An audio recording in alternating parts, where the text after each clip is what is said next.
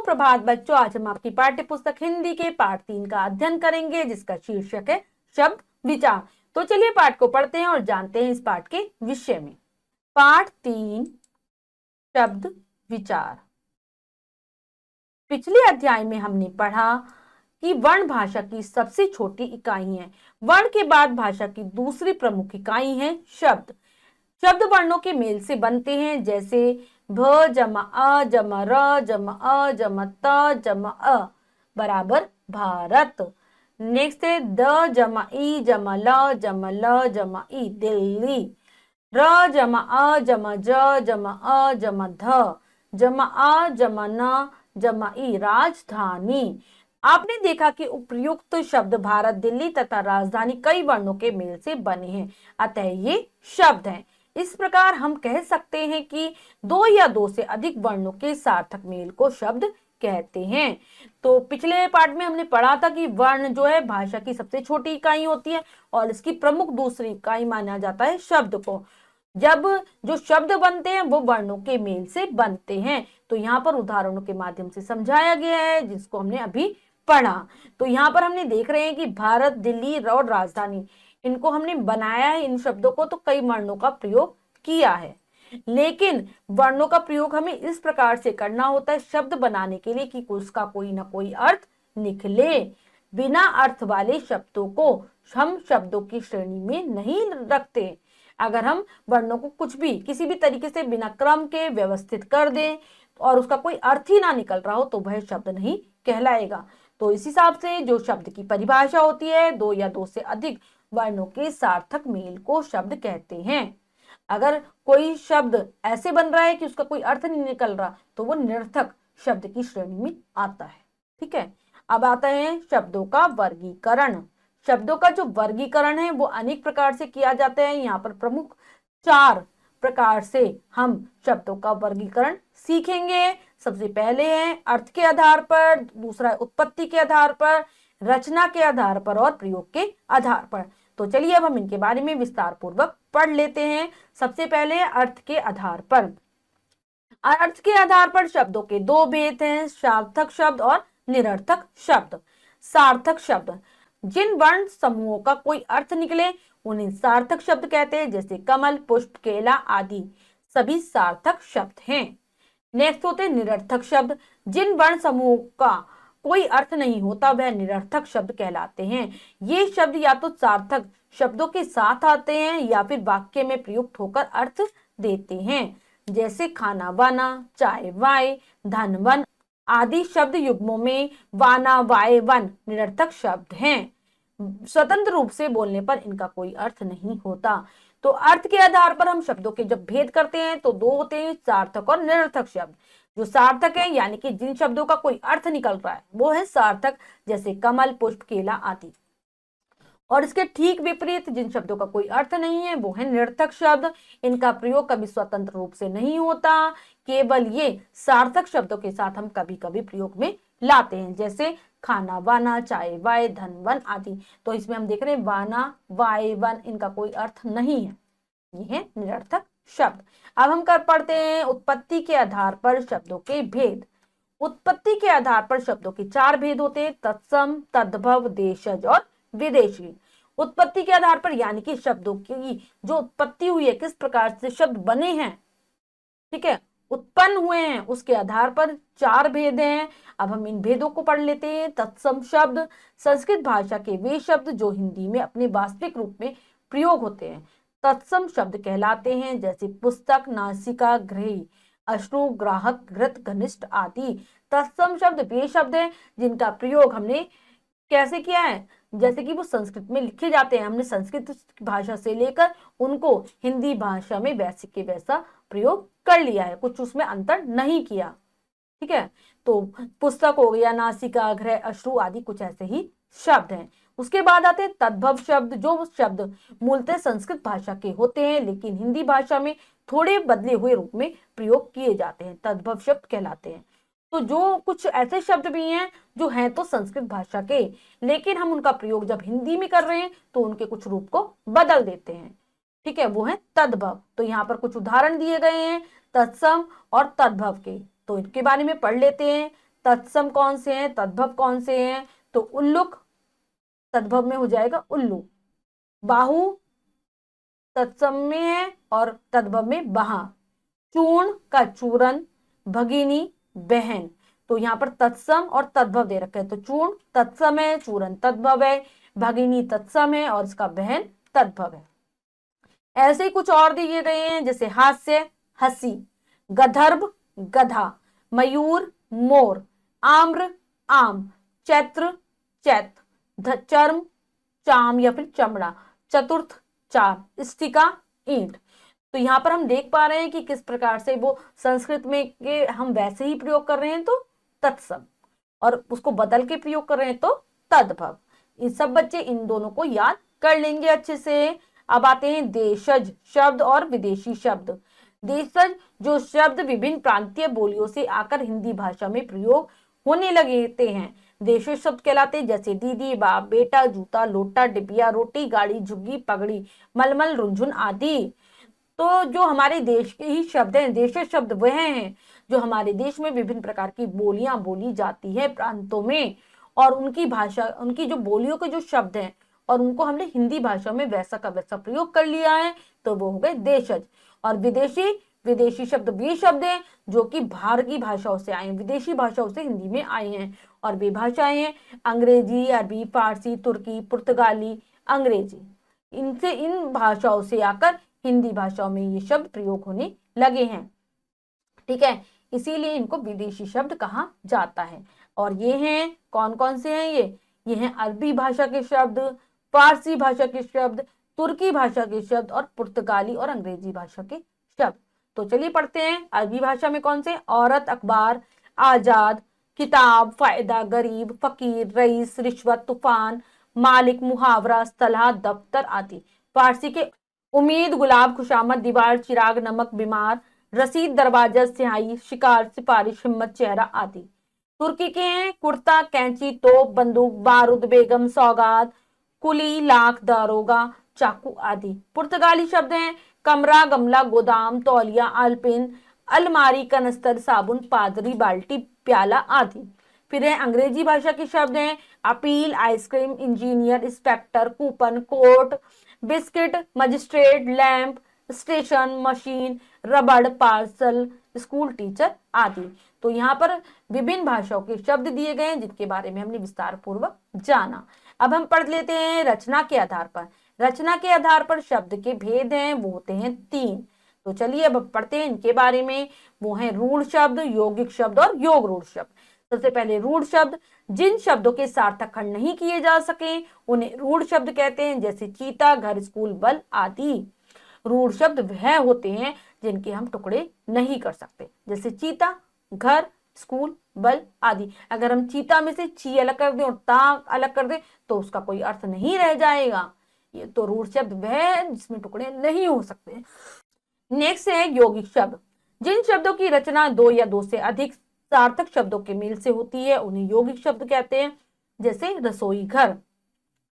तो रसोई जमा घर, रसोई घर, मुख्य जमा मंत्री, मुख्यमंत्री, सेना जमा पति, सेनापति। तो ऐसे ही 2 शब्द जब हम उनको जोड़ते हैं और दोनों शब्दों का कुछ ना कुछ अर्थ होता है, उनका योग हो जाता है, यौगिक शब्द कहलाते हैं। उदाहरण है रसोई घर, मुख्यमंत्री और सेनापति। योग रूढ़, जो शब्द 2 या 2 से अधिक शब्दों अथवा शब्दांशों के मेल से बने हों पर किसी विशेष अर्थ को दर्शाने वाले हों उन्हें योग रूढ़ शब्द कहते हैं। जैसे, तो जो योग रूढ़ शब्द हैं उनमें 2 या 2 से अधिक शब्दों का प्रयोग होगा या फिर शब्दांशों का प्रयोग होगा। शब्दांश यानी शब्दों के अंश, और जो उनका जो अर्थ निकलेगा वो उनका वास्तविक अर्थ ना होकर कुछ कोई विशेष अर्थ निकलेगा। मतलब कि अगर हम उसका अर्थ निकालना चाहें तो वो किसी विशेष अर्थ की ओर संकेत करेंगे। उदाहरण है लंबोदर, लंबा है उदर जिसका।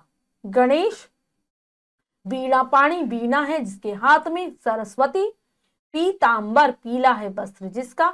विष्णु, दशानन, 10 है मुख जिसके। रावण। तो यहाँ पर हम देख पा रहे हैं कि किस प्रकार से लंबोदर में जो 2 शब्दों का जो प्रयोग है और उसका अर्थ वो तीसरा दे रहा है। ठीक है, उन दोनों शब्दों का वो अर्थ नहीं निकल रहा, कोई विशेष अर्थ की तरफ ये संकेत कर रहे हैं। ऐसे ही वीणा पाणी में, वीणा है हाथ में जिसके, और तीसरा अर्थ सरस्वती, पीतांबर पीला है वस्त्र जिसका, अर्थात विष्णु, और दशानन 10 है मुख जिसके, रावण। यानी कि जो योग रूढ़ शब्द होगा वो हमेशा किसी अलग अर्थ की ओर संकेत करेगा। अब आते हैं प्रयोग के आधार पर। प्रयोग के आधार पर हमारे जो शब्द हैं उसके जो दो भेद होते हैं वो हैं विकारी शब्द और अविकारी शब्द। तो जो विकारी शब्द है, जिन शब्दों के रूप में लिंग, वचन, कारक और काल के अनुसार परिवर्तन या विकार आ जाता है, उन्हें विकारी शब्द कहते हैं। विकारी शब्द 4 प्रकार के होते हैं: संज्ञा, सर्वनाम, विशेषण और क्रिया।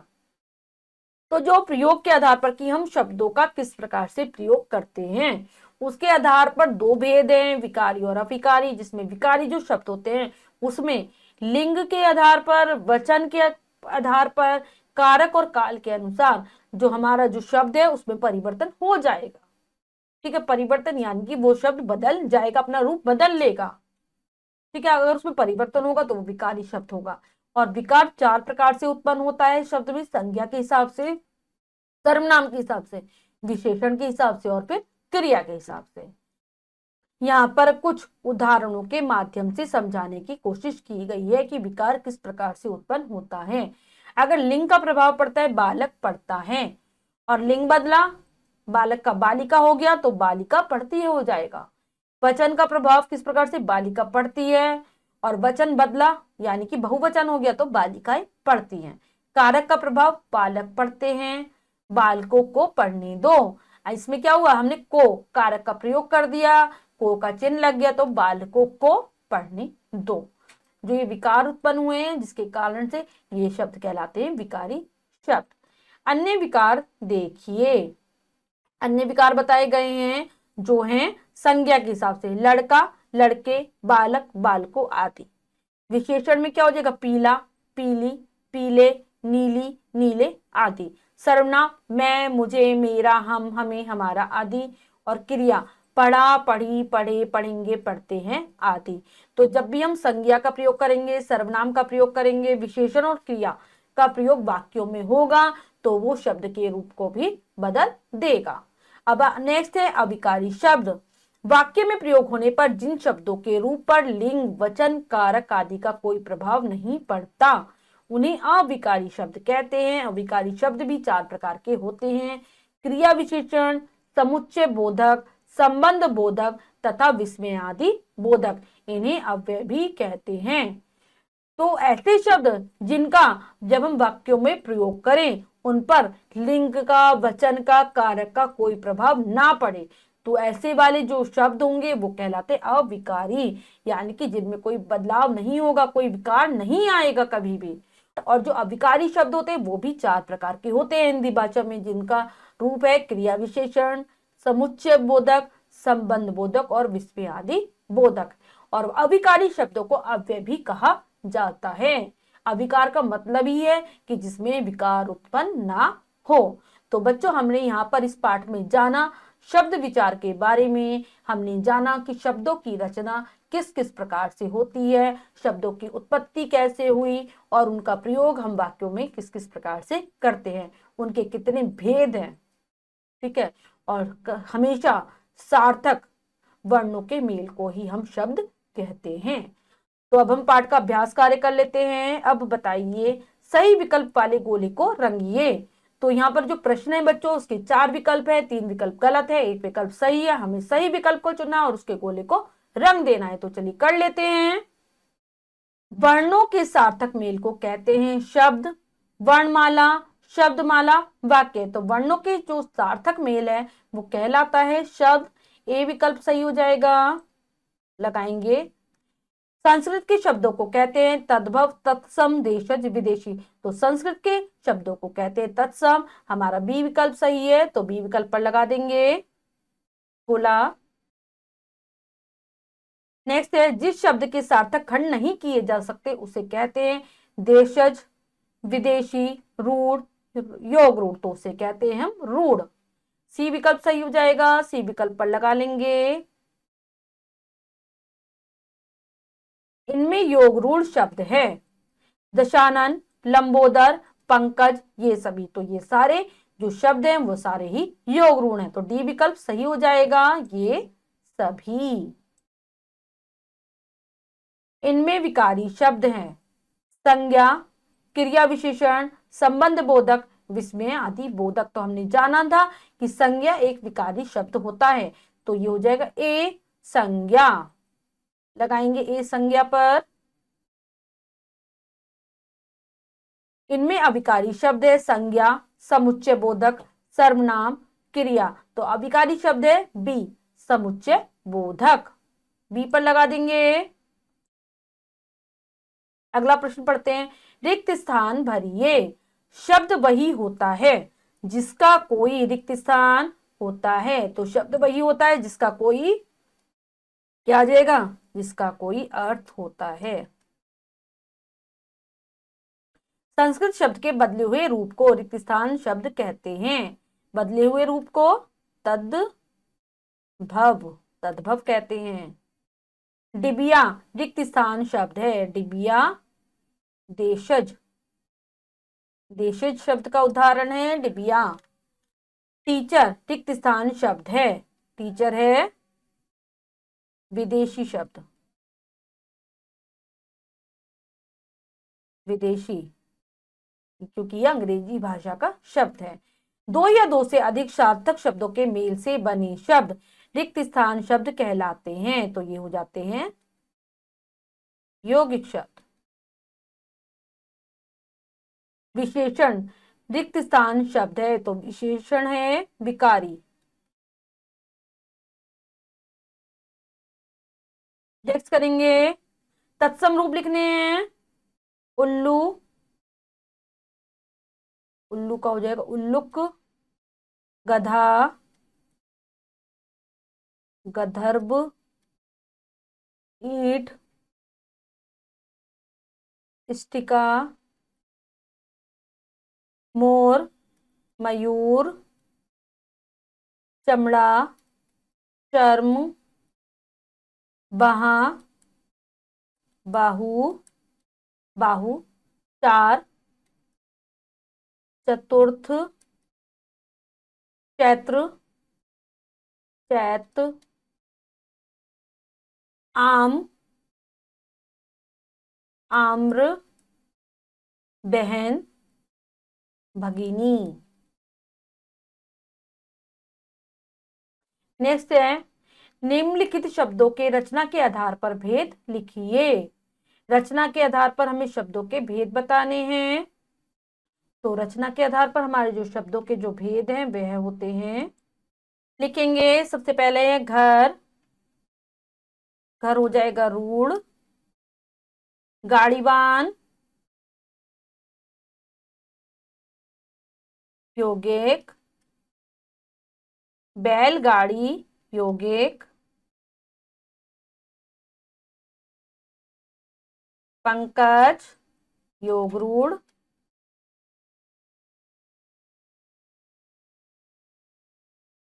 नेक्स्ट है पुस्तक रूढ़, लड़का रूढ़, रसोईघर यौगिक, दशानन योग रूढ़, महादेव योग रूढ़, नवम रूढ़।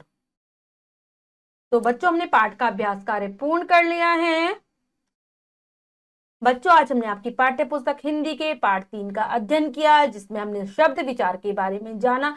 हमने जाना कि शब्दों की रचना किस प्रकार से होती है, किस प्रकार से शब्दों की उत्पत्ति हुई है और वह हिंदी भाषा में आए हैं। हमने शब्दों के विभिन्न भेदों को भी विस्तार पूर्वक जाना। आशा करती हूँ आपको पाठ अच्छे से समझ आया होगा। पाठ को फिर से जरूर पढ़ेंगे, अभ्यास कार्य को पूर्ण कर लेंगे। मिलते हैं अगली कक्षा में नए पाठ के साथ। तब तक के लिए स्वस्थ रहिए, प्रसन्न रहिए। धन्यवाद।